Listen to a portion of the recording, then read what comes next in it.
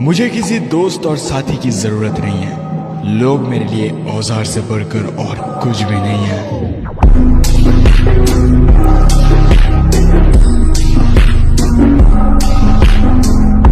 दूसरा एपिसोड उसी सीन से शुरू होता है जहां पहला एपिसोड खत्म हुआ था, जहां डेविड डॉग को बोल रहा है मैं इसे बेचने नहीं, मैं इसे खुद लगाने आया हूं। तो डॉग उसे बोलता है मैंने तुम्हें इसे खरीदने का ऑफर पहले ही दे दिया है, तुम इसे हैंडल नहीं कर पाओगे क्योंकि ये एक मिलिट्री ग्रेड आर्मर है, इसीलिए तुम यहाँ से चले जाओ। और जब डेविड वहाँ से जा रहा होता है तो डॉग का मूड एकदम से बदलता है और वो डेविड को रुकने के लिए बोलता है और वो उसे बोलता है कि मैं तुम्हें इसे इंस्टॉल करके दूंगा और जब ये तुम्हारे दिमाग पर हावी होगा और तुम रोते हुए मुझसे कहोगे कि इसे मेरे शरीर से निकालो, तो मैं इसे तुम्हारे शरीर से निकाल कर फ्री में रख लूंगा। इसी शर्त पर डॉग उस इम्प्लांट को डेविड में इंस्टॉल कर लेता है। इसके बाद डेविड सीधा वहाँ से निकलता है और स्कूल की तरफ जाता है जहाँ वो कोत्सुआ से बदला लेना चाहता है। डेविड क्लास में घुसता है और कोत्सुआ को देखकर उसे एक किक मारता है जिससे वो नीचे गिर जाता है। कोत्सुआ खड़ा उठकर बोलता है ये तुम क्या कर रहे हो, यहाँ चारों तरफ कैमरे लगे हुए हैं। पर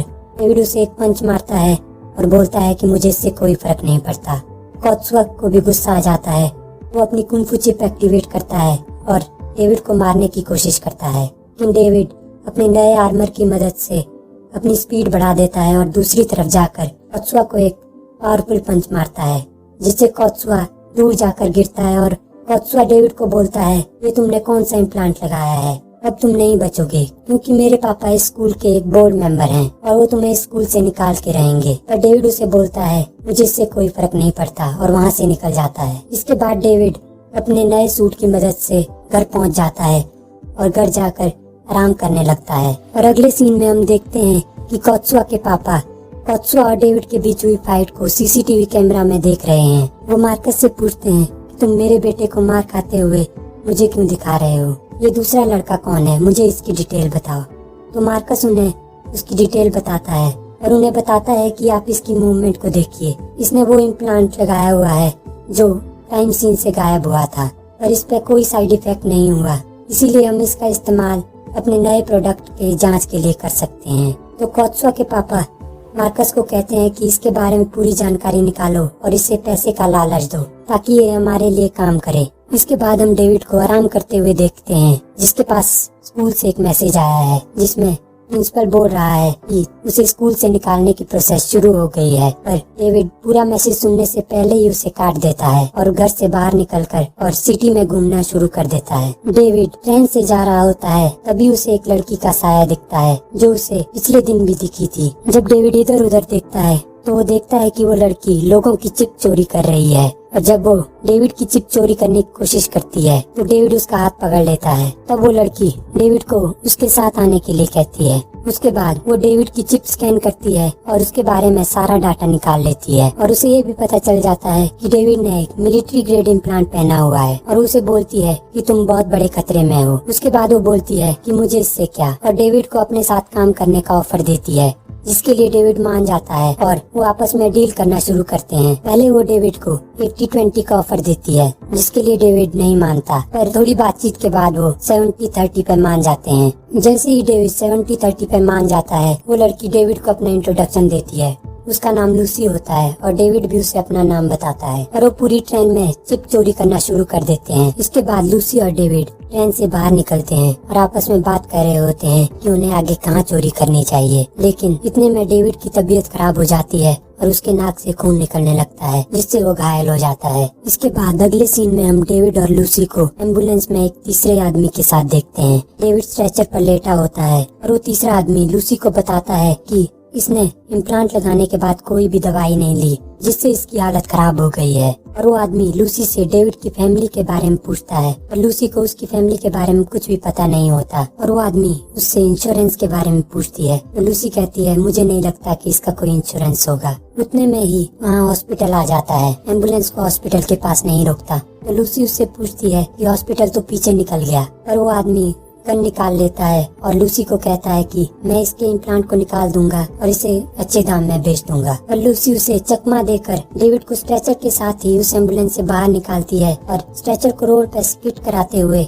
उस एम्बुलेंस से बहुत दूर ले जाती है। उसके बाद डेविड कहता है क्या मैं मरने वाला हूँ? मुझे डॉग के पास ले जाओ। अगले सीन में हम डेविड को डॉग के पास देखते हैं, जहाँ डॉग उससे पूछ रहा है कि तुमने एक दिन में इसका इस्तेमाल कितनी बार कर लिया है। डेविड उसे बताता है, मैंने इसका इस्तेमाल 6 से 8 बार किया है। तो डॉग हैरान होकर डेविड को बोलता है, क्या तुम इतना भी सहन नहीं कर पाए। तब लूसी उससे पूछती है कि क्या तुमने इसे इम्प्लांट के बाद दवाइयों के बारे में नहीं बताया। तो डॉग लूसी को बताता है कि उसके अलग से पैसे लगते हैं और इसके पास कोई पैसे नहीं थे, इसलिए मैंने इससे दवाइयाँ नहीं बेची। फिर डॉग डेविड से पूछता है, क्या तुम दवाइयाँ खरीदना चाहते हो। तो डेविड उसे बोलता है, क्या तुम मुझसे दवाइयों के भी पैसे लोगे। डॉग डेविड को बोलता है, मैं हर चीज के पैसे लेता हूँ, मैंने कोई चैरिटी नहीं खोल के रखी। लूसी डॉग से दवाइयों का प्राइस पूछती है और 2 दिन की दवाइयाँ खरीद लेती है और वहाँ से बाहर निकल जाती है। डॉग डेविड से फिर से पूछता है, क्या तुम इसे अभी भी नहीं निकालना चाहते। तो डॉग मना कर देता है और खुद भी वहाँ से बाहर चला जाता है, जहाँ बाहर लूसी उसका इंतजार कर रही होती है। उसके बाद लूसी और डेविड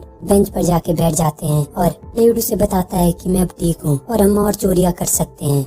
लूसी उसे बोलती है, आज के लिए बस इतना ही। तो लूसी उसे बोलती है कि अगर आज तुम इसका इस्तेमाल और करोगे तो तुम एक साइबर साइको बन जाओगे और मैं साइबर साइको को हैंडल नहीं करना चाहती। तब डेविड उससे पूछता है कि क्या तुम अब भी मेरे साथ काम करना चाहती हो। तो लूसी उसे बोलती है कि तुम्हें मुझे दवाइयों के पैसे देने हैं। तब डेविड उसे बोलता है, ठीक है, हम कल से काम शुरू करेंगे। इसके बाद लूसी खड़ी हो जाती है और डेविड को उसके साथ आने के लिए कहती है। डेविड मान जाता है और लूसी उसे अपने घर ले जाती है, जहाँ डेविड लूसी से पूछता है कि क्या तुम अकेले रहती हो।